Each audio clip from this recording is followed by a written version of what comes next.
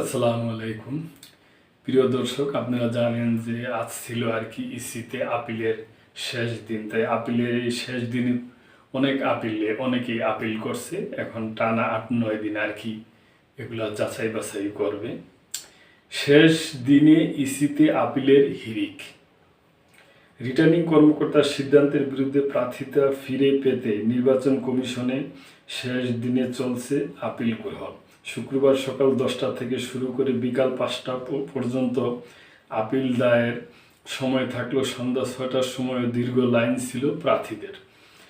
সকাল থেকে সন্ধ্যা পর্যন্ত ইসিতে আপিল করছে 131 জন মনোনয়ন প্রার্থী। তবে আরও অনেক প্রার্থীকে মনোনয়নপত্র বাতিলের সিদ্ধান্তের বিরুদ্ধে আপিলের জন্য অপেক্ষা করতে দেখা গেছে ইসি চত্বরে।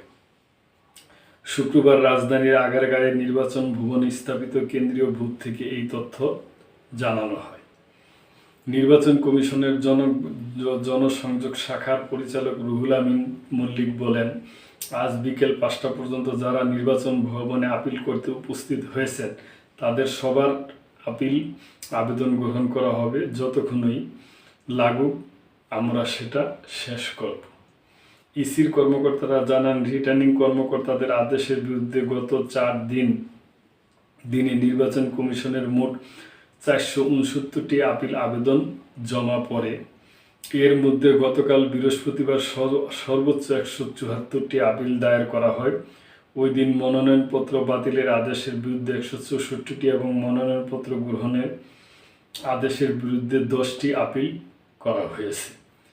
তফসিল অনুযায়ী সংশোধিত তফসিলের নির্বাচন সময়সূচি অনুযায়ী রিটার্নিং কর্মকর্তার সিদ্ধান্তের বিরুদ্ধে আপিল দায়ের করা যাবে 5 জানুয়ারি থেকে 9 জানুয়ারি।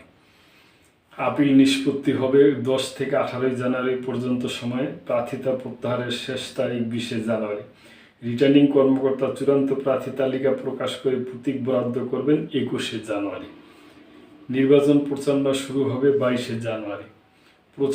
প্রচার চালানো হবে 10 ফেব্রুয়ারি সকাল 7:30টা পর্যন্ত। ভোট গ্রহণ হবে 12 ফেব্রুয়ারি সকাল 7:30টা থেকে বিকাল 4:30টা পর্যন্ত। তো প্রিয় দর্শক, আমরা আশা করি যে সব কিছু ইনশাল্লাহ ভালোই হবে। এ ব্যাপারে আপনাদের যদি কোনো মন্তব্য থাকে অবশ্যই করবেন এবং লাইক, কমেন্ট, শেয়ার করে সাবস্ক্রাইব করে মেম্বারশিপ নিয়ে চ্যানেলটির পাশেই থাকবেন। আল্লাহ হাফেজ।